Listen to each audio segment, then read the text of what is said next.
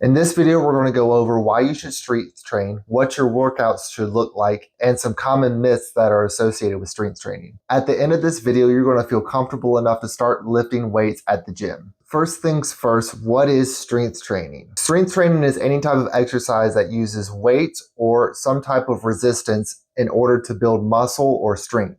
Some benefits of strength training are increased muscle mass, increased strength, increased bone density, increased flexibility by taking your muscles through the full range of motion with each exercise. It puts you in a better mood because of the endorphins. It also improves weight loss because your body requires more calories to keep your muscle rather than fat. It also improves your heart health depending on the intensity of each exercise that you do. Along with the benefits, though, comes some common myths. The first one that I can think of off the top of my head is that women will get bulky if they start lifting weights. Another common myth is the ability to tone a muscle with high repetitions. You can't actually tone a muscle. What you can do is you can grow the muscle, and when you lean out, you get that toned look. Another common myth is that people think lifting weights is bad for your joints when in actuality it's very good for your joints. The reason people say that it's bad for your joints is because yes, if you do the exercises incorrectly, then that puts a lot of stress on the joints, leading to injuries and an increased chance of arthritis. The next myth is that cardio burns more fat than strength training. As I just mentioned, it takes more calories to maintain muscle compared to fat. So if you're doing exercises that increase the heart rate and as well as building muscle,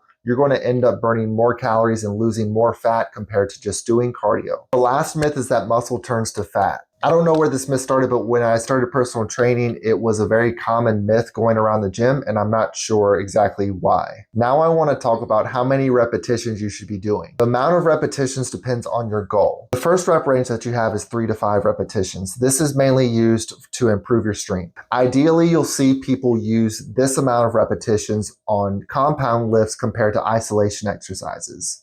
A compound lift is any exercise that is working more than one muscle group. The bench press can be considered an exercise that's a compound lift because you're not only working your chest, but you're working your triceps and your shoulders as well. In this video, I'm focusing on the 3 to 5 rep range. The thing about this rep range, though, is that you'll need to rest a little bit longer compared to a higher rep range because your muscles will need more time to recover as well as your central nervous system. One con for this rep range, though, is mainly for beginners. Beginners who aren't familiar with the form or the correct technique have a higher chance of injury compared to those who are more advanced or more seasoned. Our next rep range is 6 to 8 repetitions. 6 is still kind of in the strength area, but 7 and 8 lean towards more the hypertrophy range. This is a good medium for people who want to improve their strength but aren't really sure about their form. And this is also a good rep range for those who may be a little bit more tired in their workout.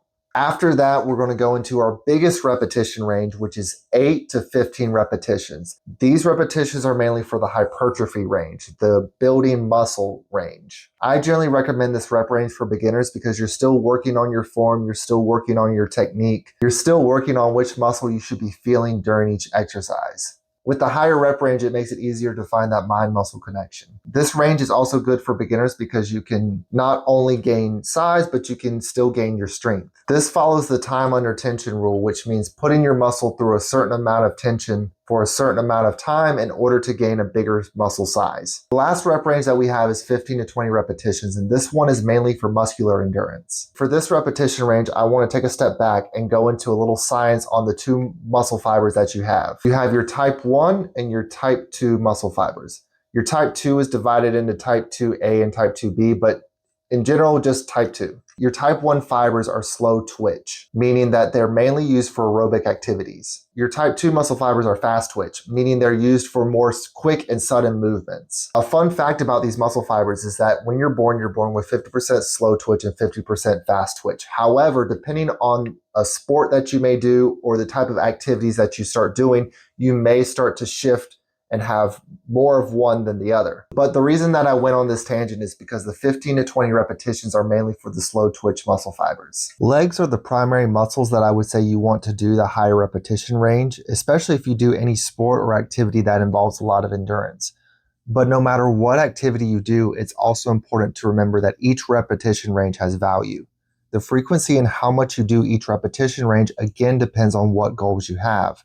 Even if you're a cyclist, the 3 to 5 repetition range is still valuable to include somewhere in your workout routine. If you're enjoying this video so far, make sure you like as well as subscribe. If you don't know where to start on your fitness journey, I have a full body workout plan that you should definitely go check out. Also sign up for my email list where all my subscribers will eventually get a free workout plan as soon as they sign up. Now on to what kind of sets you should do. So I'm going to go over 3 types. You have the pyramid set, the reverse pyramid set, and just the straight set. The pyramid set is the most popular one and is something where you would do like 4 sets of 12 reps for your first set, 10, then 8, then 6. The pyramid set is really good for warming up your muscles as well as when you have an overall fatigue depending on your rest time. The next set is the reverse pyramid set. So instead of doing 12, 10, 8, 6, you would do something like 6, 8, 10, 12. This setup is really good because you can get your heaviest weight in when you're at your most fresh. And then the last setup is the straight sets. Straight sets are generally doing like 3 sets of 10.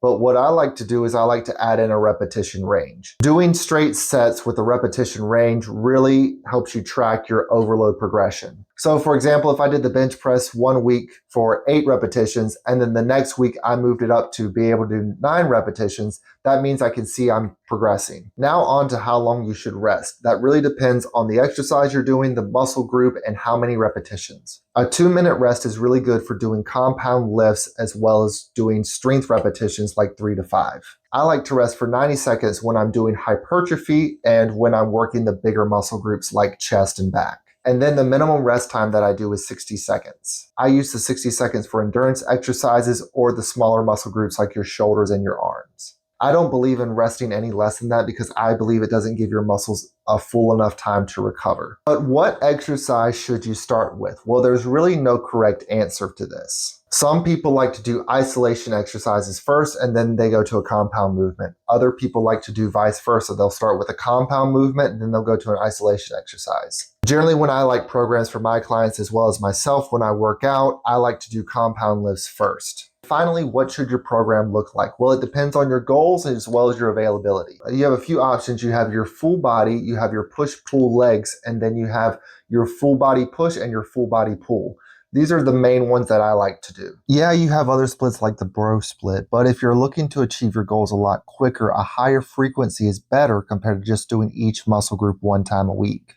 I plan my beginners with a full body workout routine. The reason I do that is because of delayed onset muscle soreness. I don't know if you've ever heard of it, but that just means the muscle soreness that you get after a workout routine. My belief is that it feels a lot better to be a little bit sore all over compared to being sore mainly in just one spot. I hope this gives you enough motivation and information to help get you started in the gym, as well as putting to rest some of the common myths that you may have heard.